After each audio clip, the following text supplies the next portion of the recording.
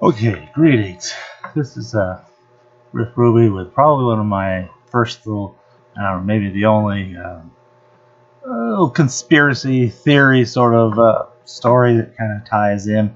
We've all heard about this in the news as I post this now about how these people want to do what they call Storm Area 51.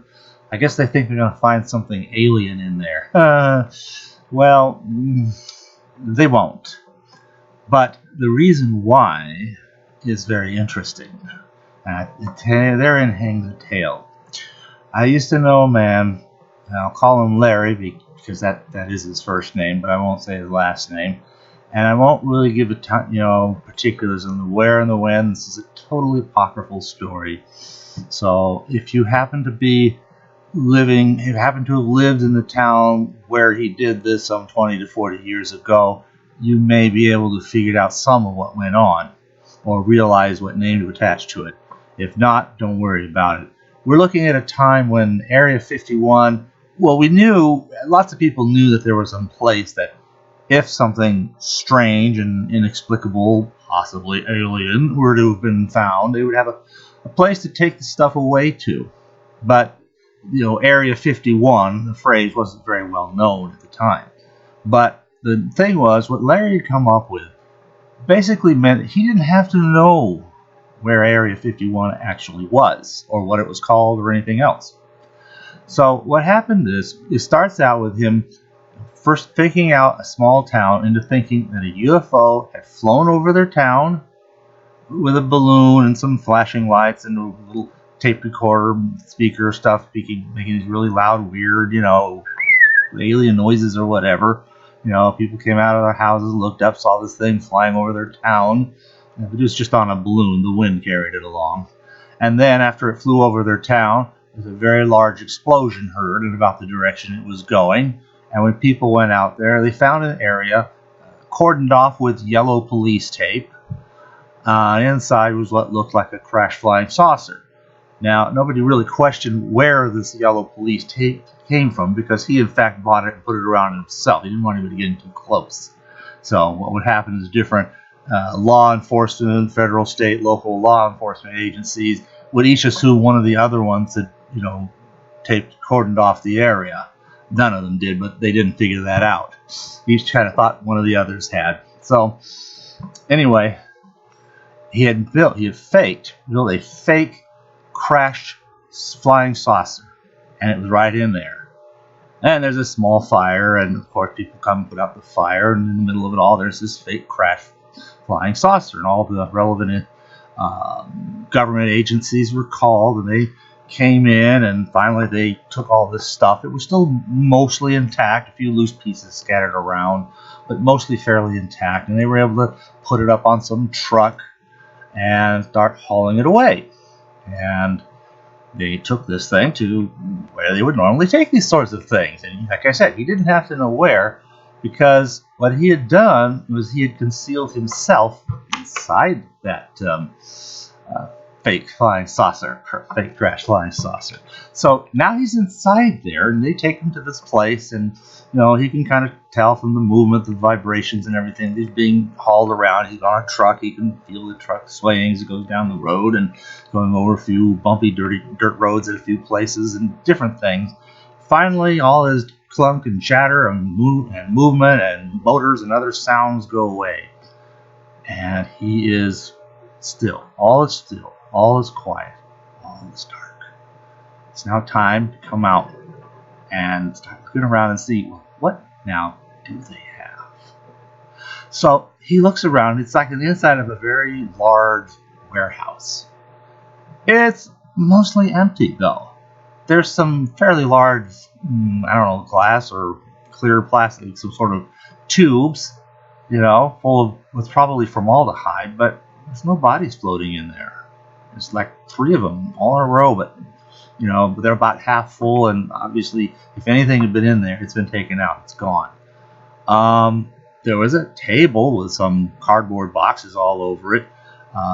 Some traces of soil in there. He had a Geiger counter along with him. There was a slight higher radioactivity, but that's about all he found in there. And there were there was a few other things like pieces of equipment, like there was a forklift in the room and things like that. But it was empty. And he's like, where did it all go? Why wasn't there anything? So what he did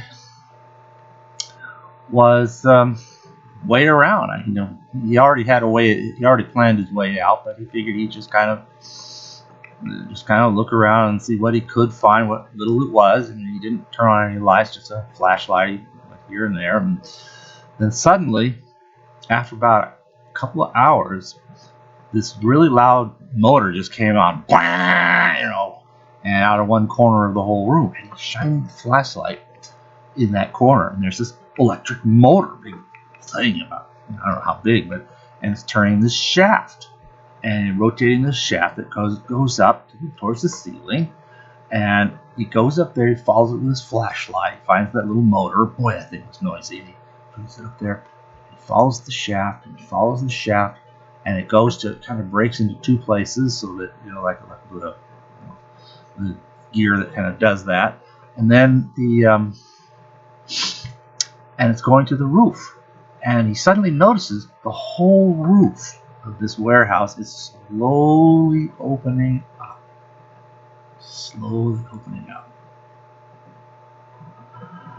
And it's night. It's a clear night. He looks up, sees the stars. It's like, this is interesting. And he notices that one of the stars is moving. So he watches this a little bit. It gets bigger, and it gets closer and brighter.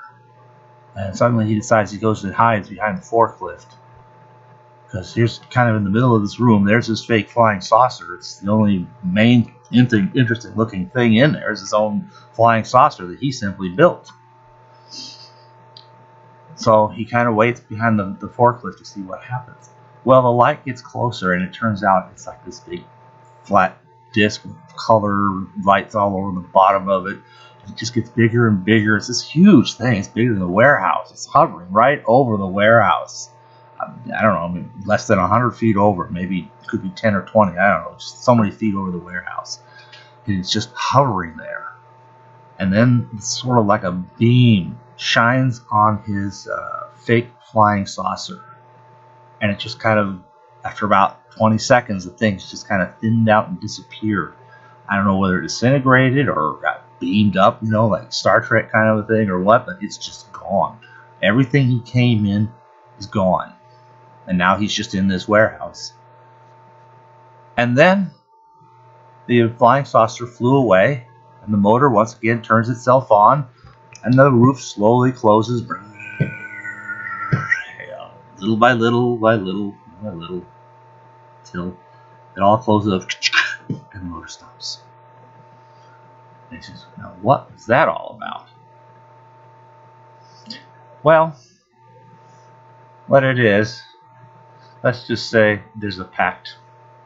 If something is found, it's returned. It's the price of being allowed to live as a world. Probably something along that line. You could only guess really about the exact motives, but you kind of see the kind of stuff that had to be going on. So the only thing left was to get himself out. Luckily, he had prepared for this.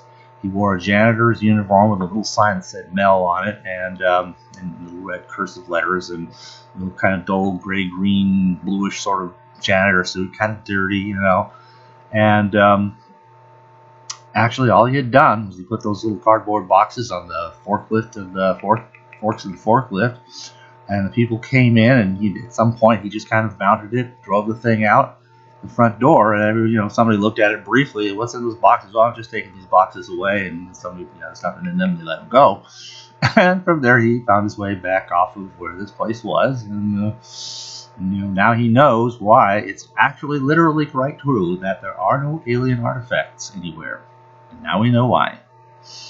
So that's all I have for that.